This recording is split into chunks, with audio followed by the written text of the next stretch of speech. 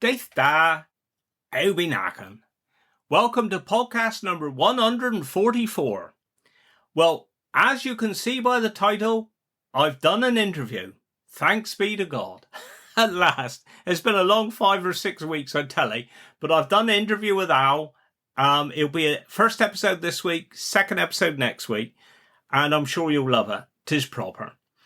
Now, this recording, I'm going according to plan, actually, because I always, when I do a recording, my editing skills ain't 100%.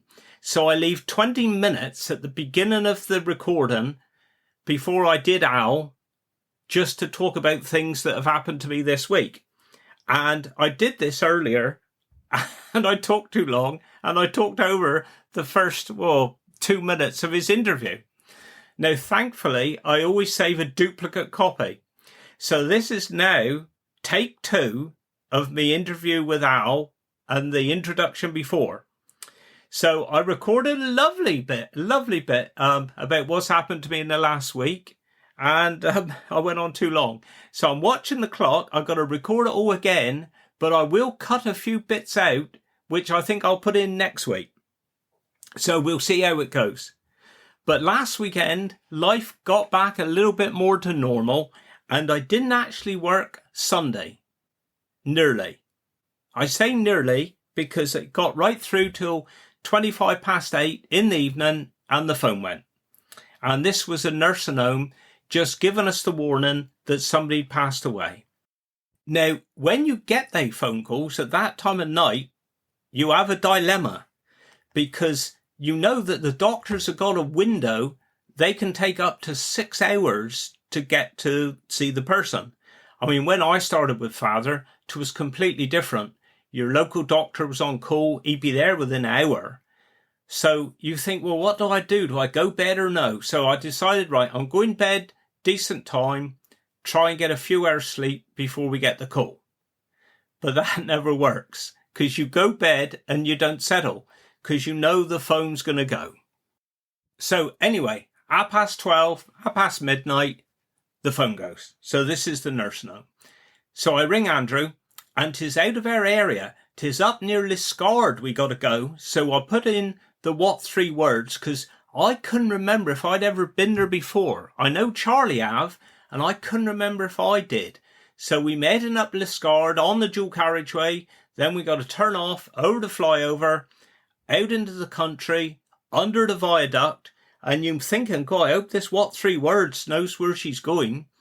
And anyway, you go down a country lane through a hamlet, turn right, and you get to what you think is a dead end. There's a 5-bar gate in front of you, and you think, what do I do there? Well, then when you look through the 5-bar gate, there's a railway line, and over the other side of the railway line, there's another 5-bar gate. And there you see the sign of the nursing home. And then if you look to your left, there's a yellow box. And I got out and had a look, and you open the box and there's a telephone inside. And the instructions are you pick up the phone and you'll get through to, well, I don't know what they're called now. I want to say British Rail, but Shunter Dyke, he's going to give me hell if I get this wrong. But anyway, you get through to the railway man anyway. And you say to him, tell him where you are, and you say, I would like to cross the railway line. So he said, how long will it take you? I said, well, I don't know, about 3 minutes. He said, you've got enough time. So I have to open the 5-bar gate. The ambulance, Andrew drives it through onto the railway line. I shut the 5-bar gate, go and open the other one. Andrew goes through, shut the gate. And then we go up the lane, and the only properties there is the nursing home, and next to it is the house where the owner lives. That's all that's up there. And of course, then when we finished and we come back again, you got to do the same again. Jump out, open the yellow box, Mary answers again, and he says, how long will you be? I said, well, about 3 minutes. So he said, you've got enough time. So then I have to open the gates and do it all again. And it was quite a novelty for us, I must admit. But I tell you what, if I lived there, I think 'twould do me head in. Because you've got to shut that gate every time. There is a penalty if you don't shut the gate. But anyway, that was our call. We got back into bed, I reckon, not together. I got back into my bed. Andrew got back into his about 2:30. And then I couldn't get to sleep. And then before I knew it, it was time to get up. But Monday, really, twin too busy. Our 2 limos was hired out to our mates on a funeral. And then I had a funeral down Penmount. And that was dear John's funeral. Now, John was from Tresillian.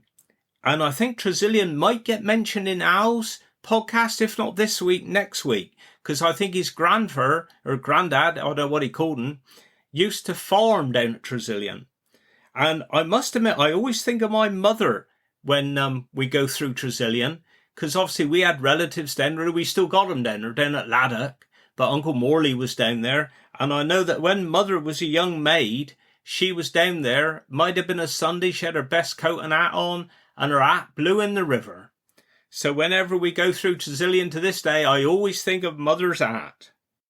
But going back to John, I say John lived Tresillian, used to live St. Colin. They used to run the tea shop, I think, there years ago. And obviously, we do so many funerals for people that were born and bred in Cornwall.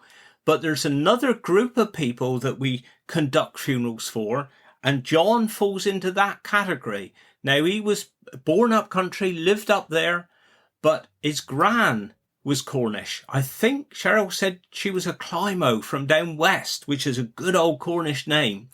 So even if it was a generation or 2 before, there's that pull of Cornwall that'll bring them back. And so John, his dream was to move back to Cornwall, which they did. And I must admit, we did have a lovely service down Penmount. And his eulogy was very interesting too, because he was brought up in Liverpool and he went to Quarrybank School the same time as John Lennon. And of course, John Lennon's first group was the Quarrymen, which then eventually became the Beatles, he got his name from the Quarrybank School. So the 2 Johns, our John and John Lennon, went to school there at the same time. And also on John's bus was Jimmy Tarbuck.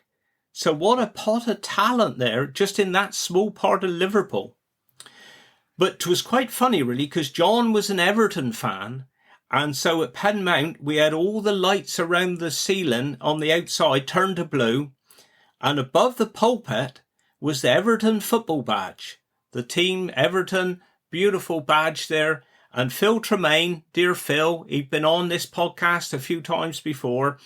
He conducted the funeral, and we did have a chuckle, really, because Phil is a Liverpool fan. So it was quite amusing. I did threaten Phil that I would take a photo of him stood under the Everton badge, but I didn't do it. But I say it was a lovely service. But if Monday was Liverpool and had a Liverpool feel about it, Tuesday 'twas all London. We had dear Sylvia's funeral in the morning, a true London lady. She used to run a pub up in London years ago before she moved down to Port Isaac. And there was a real good gang there, I must admit. And then in the afternoon, we had Al's funeral at our chapel here in Wadebridge, another London boy.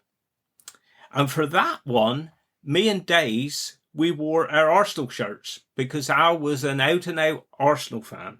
So I had me top hat and tails, but I had my Arsenal shirt on underneath. And I did actually put a photo on our RJ Bray Facebook page just to show you what it looked like. But also, when we left the chapel, we had the song The Angel, North London Forever. Now, the story behind that song is like Liverpool, they've had for ages, You'll Never Walk Alone. West Ham, I'm Forever Blowing Bubbles. I think Everton had the Z-Cars theme tune as they came onto the pitch just before the game. But Arsenal never really had a song. I know for a few seasons they would play Elvis Presley, The Wonder of You, but I must admit I did find that a bit corny, really. So our manager now, Mikel Arteta, he did a bit of research, and I think in 2022 he came across this song, The Angel, North London Forever. And that's written by a chap called Louis Dunford. And I'm friends on Facebook with Ari Glasson. I expect a lot of you know Ari. He's written some fantastic Cornish songs down here. And, of course, the main one, Cornwall My Own, which I think is the most popular song now for Cornish people at funerals, but also if you get gatherings of Cornish people. Quite often they'll sing Trelawney, and quite often they'll sing Cornwall My Own. Now, Ari, a little while ago, he came across this song too, and he actually shared it on his Facebook page. And I know he said at the time it was almost like the North London equivalent to his song. But I mean, it is a completely different style of song. But in it, I mean, Louis is talking about all the landmarks in North London, but also he's talking about how it's changing. Like how they're ripping up the cobbles, knocking down their childhood homes and being replaced with like skyscrapers and everything like that. But the one thing that isn't changing is that the old school Londoners, they're still there. And also, actually, before I forget, Louis's mother is Linda Robson. And you might recognise her, you might remember her because she was in Birds of a Feather, that TV programme all those years ago. But anyway, like I say, the lyrics are brilliant. The tune is brilliant too. And that's what we had on Tuesday as we come out of our chapel. Now, one of the funerals we had on Wednesday was dear Nick's funeral. Now, Nick come from Minions. And I know if you don't live in Cornwall and you hear the word Minions, you might think to say little cartoon, they yellow people. Did them have like blue shorts? I think I've never seen it, but I've seen the drawing sort of thing. But Minions is a beautiful village here in Cornwall, quite close to Liscard. And up there, they've also got the Hurlers. It's a stone circle up there, which I must talk about sometime. Bearing in mind, I overran last time. I ain't going to go into it now, but it's a beautiful part of Cornwall. It really is. And we did have a lovely service there at Glyn Valley. And then I got back. I did have a bit of a rush, really, end of the afternoon, because I had to go see Mother. But then in the evening, I had a meeting down at Tresswithian Crematorium down at Camborne. And I had to be there by 6 o'clock, ready for it to start at 6:30. So 'tis always a bit of a rush. But of course, we got the new dual carriageway now. Once you get to Fradden, 'tis dual carriageway all the way down Camborne. I think it only took me 40 minutes. Frustratingly, it took me longer coming back because they'd shut the blooming thing. And I had diversions. I had to go in round Newquay, but that's besides the point. But we had the meeting down there. Now, that was for SAFE. Now, SAFE is the Society, that's easy enough for me to say, Society of Allied and Independent Funeral Directors. And that was started many years ago. It's an organisation to support local family funeral directors like ourselves. And we've been in it for many years now. And it was lovely. We met up there with Laura and Mike and also Ari as well. We had a lovely yarn. And two other friends that I am seen for ages who I saw. And that was Malcolm Flanders and Dan Eyre. Now, they used to work for our funeral plan provider that we're with. And we had some lovely evenings with they over the past. Because what used to happen, they don't do it no more. But every year there was Funeral Planner of the Year, and it was an award given out. And I think out of 7 years, we won it 6 times. So every year the ceremony would be in a different place, could be London, Newcastle, Birmingham, wherever. And we'd be away for the weekend, and we've had some brilliant times, really did. But they did stop the awards. I did hear a rumour, I don't know if it's right or no, that they did stop it because the same people were winning it in different sections every year. And like I say, we did win it 6 years out of 7. So I haven't really seen them much lately. So it was brilliant to catch up with them as well. So one of the topics from the meeting was these direct funerals. And of course, you'll see them advertised every time on TV. There's this one big national company. They're always advertising. And I did hear different quotations of how much money they spend on advertising every year. And it is in the millions. I've heard sums quoted from £10 million to £40 million a year on advertising. I'm not 100% sure the exact amount. And of course, when you're talking about these big companies, you got to get your facts right. If, because if you say something and you get it wrong, you could be in trouble. But they do spend a lot of money on advertising. So I know when they come out first, they was really cheap for these direct funerals. And I've never really looked into it since. And I'm pretty sure the people that started it up, they've now been bought up. They've sold to a different company. And it was a real eye-opener last night, actually, as to the pricing. And I've done a bit of research myself. And I think this big one, you'll know the one I'm talking about. They charge. I had to look into it because if you go on their website, you can't get it straight away. You've got to fill in forms and everything. But I think their fee for a direct cremation is £1,495, but then they will charge extra £250 if you don't die in hospital, because it means they have to arrange somebody to take you into care. So that could be £1,745. Well, I can believe that because we only charge £1,160 and we don't charge anything extra if you don't die in hospital. So it is a hang of a difference, really. And I never realised that. So I did a bit more delving, and it's like if you take out a funeral plan with them where you pay for your funeral now, a direct funeral, I'm pretty sure I'd say it was hard to find out, but their plan, you think you'll find, is £1,995. Well, of course, with us, our fee is still £1,160. And then the funeral plan provider that we use, they do a one-off admin fee of £325. So with my maths, that makes it £1,485, which makes us £500 cheaper than they are. But if you look at the advert, well, 'tis a real eye-opener, put it that way. I think on top of that, a colleague of ours, he did put on an interesting thing, a comparison of a local funeral director like us compared to the national one, is that with your local funeral directors, you will know when the cremation is taking place. You'll know 'tis a local crematorium. You will be allowed to, in most cases, definitely in our case, we do allow you to come in and see your loved one if you want. We don't charge any extra for that. And if you wanted to, you could follow us from our chapel of rest on the day of the funeral, or you could go to the crematorium, stand in the car park to watch us come in, or stand down a little bit closer. You're not allowed in the chapel just to see your loved one being taken in the chapel.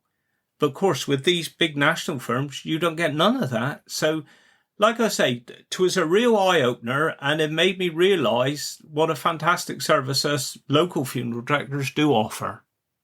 So that was me evening, yesterday evening. And then today, one of our funerals was dear David, somebody I've known for a long time from St Tudy. Such an interesting life he had as well. And we had a lovely service at Glyn Valley for him too. So I was going to talk about a few other things, which I did just now, and I talked all over Al.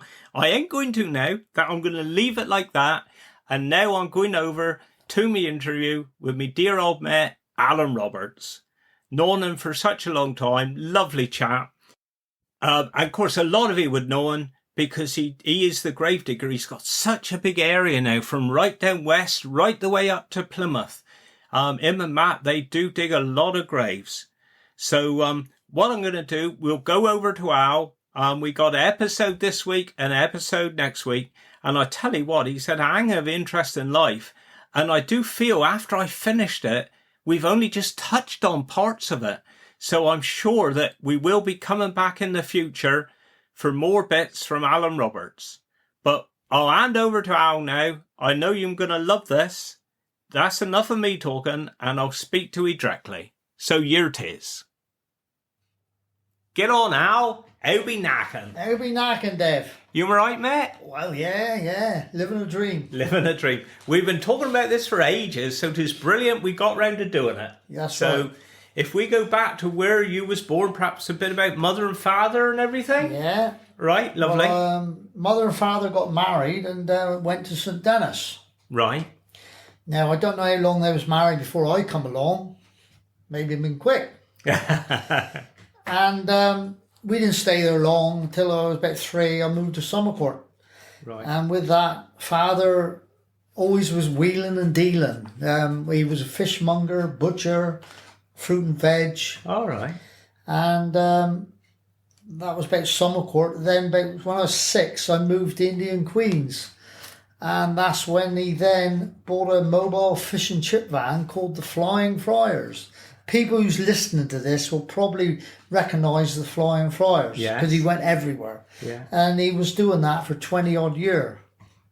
And obviously Summercourt Fair was the biggest event with the fish and chips. Of course, then Summercourt Fair, they would shut the main road. That's right, yeah. You know. And nothing like today. No. It was, and we used to have, when we was at Summercourt, we used to have the day off from the school. All right.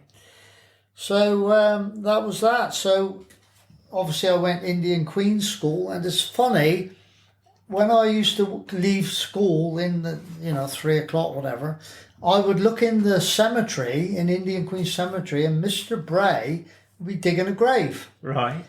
And I would stand and watch him, because he never used a pick, he used a bar and a shovel. Right. But he took 3 or 4 days to do a grave. Yeah. See? Yeah. So I must have had that in my mind. Yeah.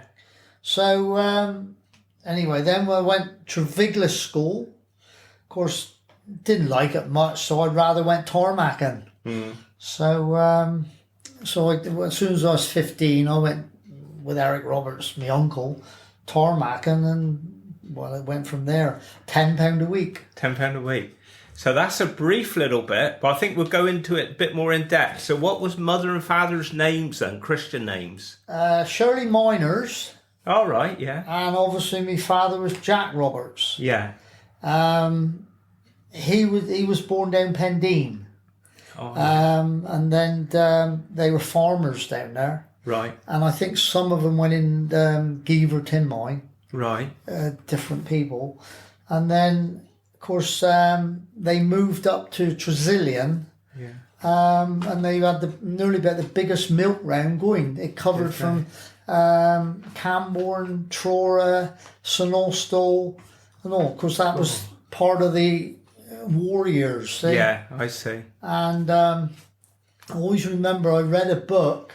Well, I knew the story with Pauline, my auntie, and Maureen. They were bringing the cows in, and a German bomber came up from Tresillian to bomb Falmouth, and the gunner was practicing with his gun and shot 3 cows. Oh, no. They dived in the grass, and anyway.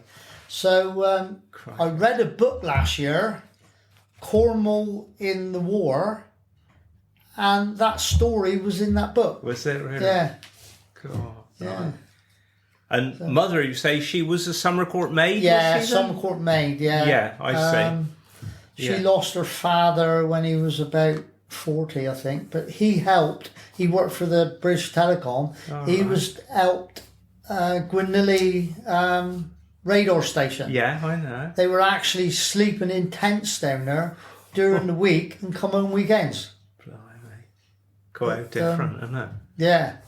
So my gran, she never went with anybody else, and she was, I think she was like 30 when he died. Yeah. And she lived to a right old age of 88. Yeah, that's right. Yeah. So where was your first school then, do you say? Summercourt. Summercourt. Church of England School. Right. Was that not a big school? No. About 3 classes. Can you remember any of the teachers' names then, or no? Miss Love. Right. She had a bubble car. Oh, yeah. Yeah.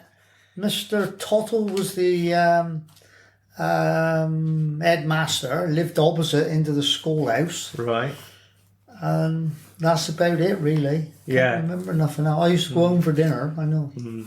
Yeah, well, we used to do that. Yeah. Of course, that was on the main road, but of course back then, twin busy, was it? No, I remember playing football on the road and thinking, there's a car coming. Yeah. Yeah. Oh. And then obviously being Church of England, every couple of days we had to go to church. St Eneter Church. Yeah. And walk past which is now the cemetery. Yeah. That was allotments. Oh, was that? Yeah. Yeah. Mr. Treadwell lived on the crossroads, and he was the fruit and veg man. Right. And when my father started up fruit and veg, there was a bit of a rival. Oh, yeah. And it got heated at some point. Yeah. Was there any other shops then in Summer Court or no? Yeah, Mr. Stacy on the corner. Right. Yeah, that was I used to buy licorice, all sorts of something in there. I can remember. Yeah. That was so. Then there was a co-op opposite. Right. A little old co-op, and I always remember me gran paying. I think it was sixpence, either a month, I suppose, for a funeral with the co-op. Oh yeah. And paid that years. Yeah. Yeah. So I wonder where their undertakers would have been then, co-op and what? No, I don't know. No.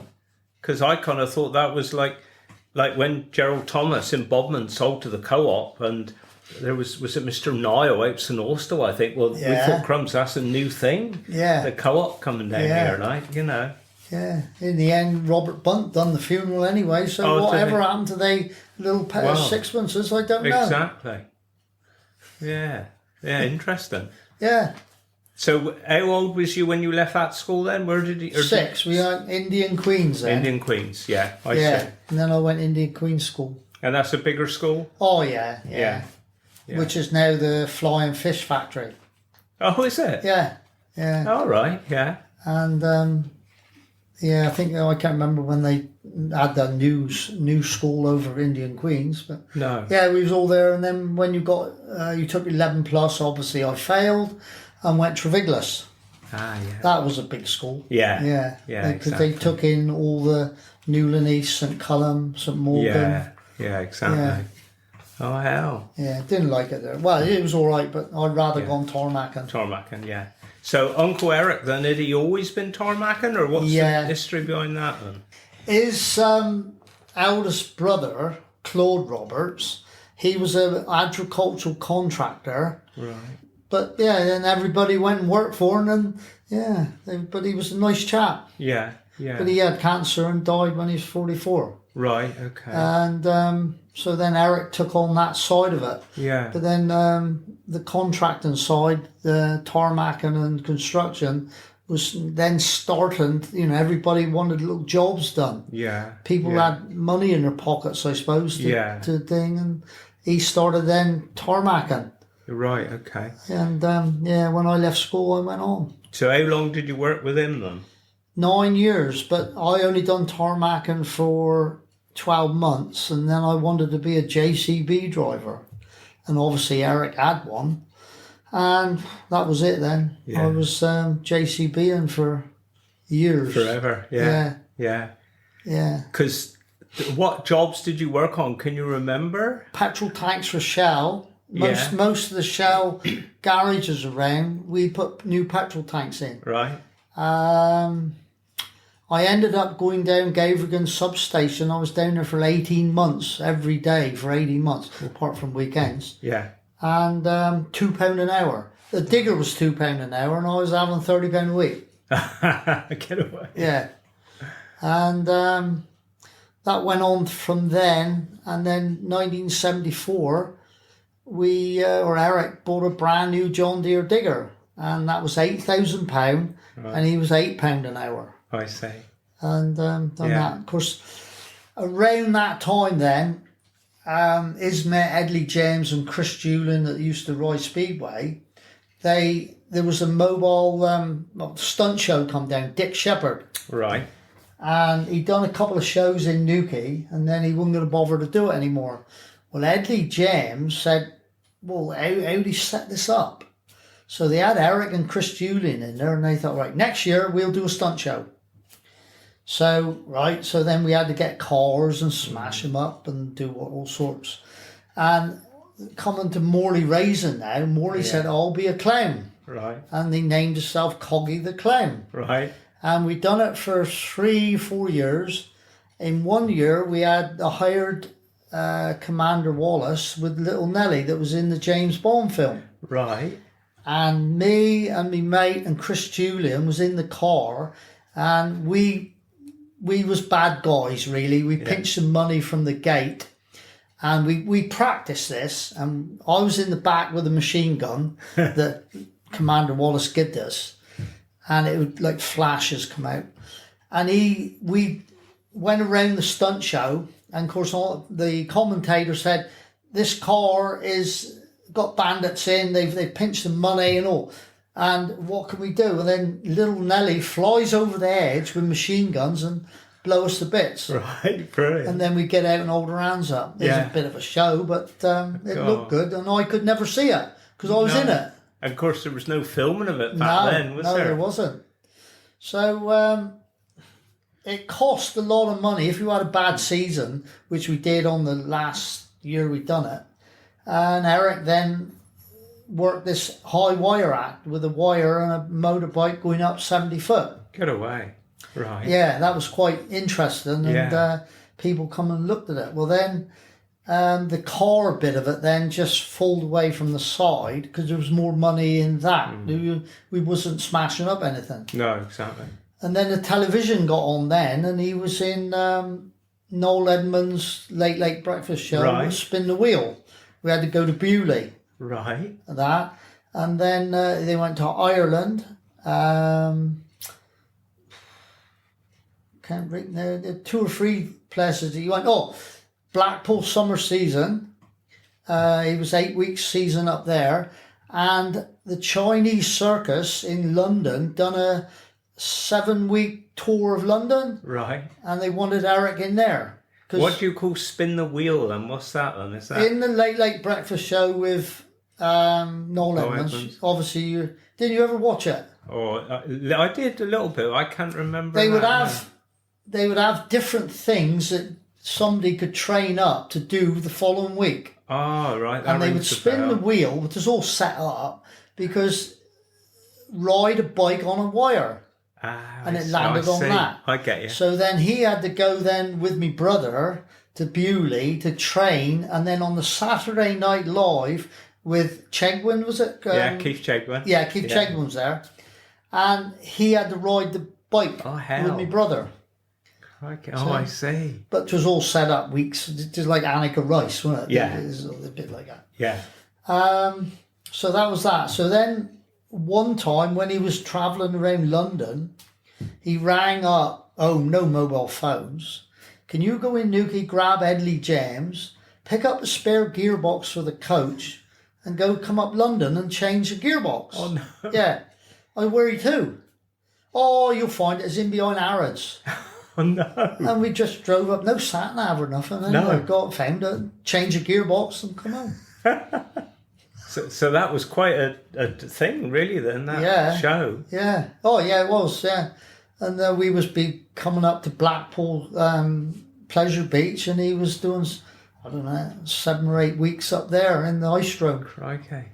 Yeah. So all your digging side, that just stopped then while you was all doing I was only doing it weekends. Eric was full time. Yeah. And then back home, we were still blokes doing tarmacking, and I was still on the JCB. But yeah. How many years did that go on then? 1990, something like that. Was it really? Yeah. And what was it called? Also Space Kings. Yeah.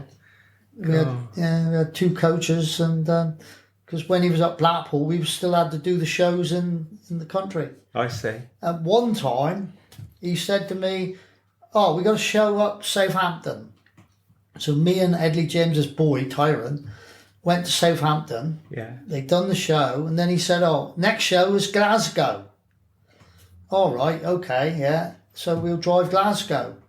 So we got up Glasgow. Eric wasn't there. Right. And the organiser said, bit early, isn't he? So I said, well, show's more, isn't it? No, fortnight's time. Oh, no. So I rung back home. No. Eric wasn't there, so we drove the coach back. I was driving the coach for like 32 hours. Oh, no. Yeah. Oh, hell. Yeah. So there we go. Wasn't that absolutely brilliant?